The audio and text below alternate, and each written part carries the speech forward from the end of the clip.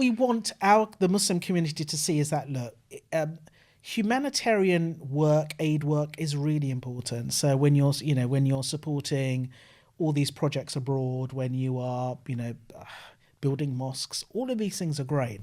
But I feel that with what's going on around the world right now, especially in Palestine, we understand the importance of media, film and TV.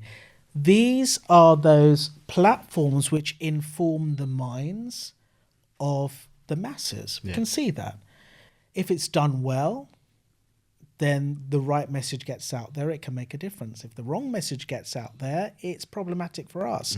So when a bad show comes out, which is very negative about Muslims, who gets impacted? The Muslim community. Absolutely. But usually it's the women who wear hijab.